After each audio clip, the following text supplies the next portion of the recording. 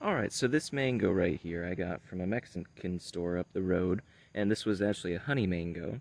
And you can do this with Walmart mangoes and other mangoes from wherever, but this particular one I really like. I really like honey mangoes, and then also from this store that I get them from, they're a really nice size.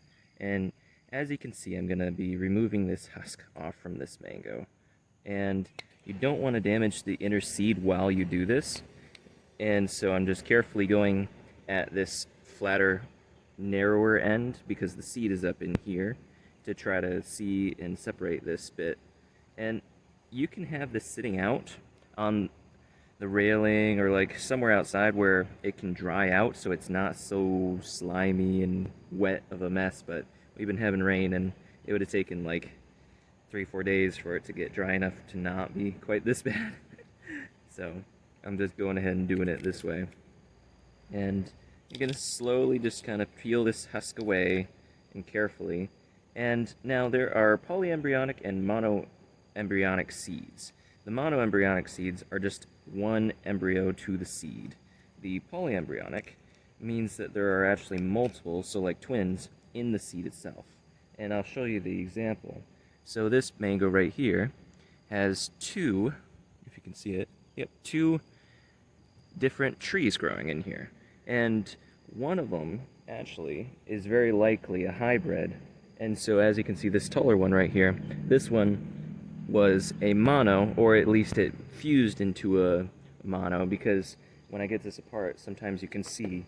Alright, I got it out, and so now, as you can see, it has this little brown layer off front.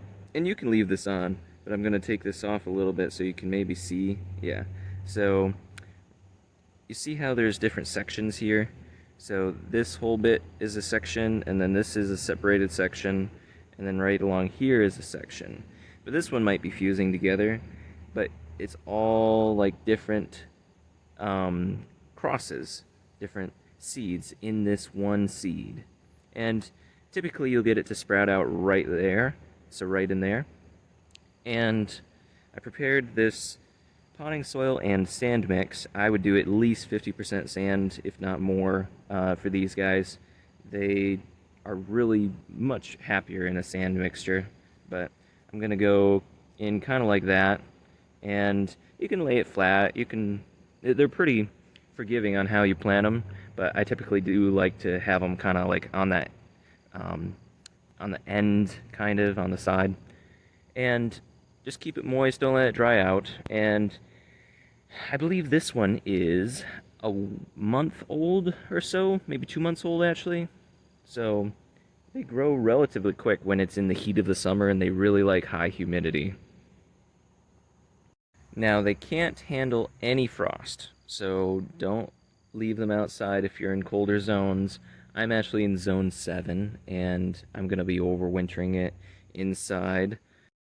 The reason why you want a polyembryonic seed is actually because it will fruit faster for you, and it is true to type. And by it being true to type, there's a lot of good qualities there. Not to say that not growing from seed can be good, because it can be, but it's definitely nice to know that you're guaranteed one of them to be true to the fruit that you had. Also, you can always graft onto a rootstock of a mango with a true to type one. So thank you so much for watching, and I hope you have a great rest of your day.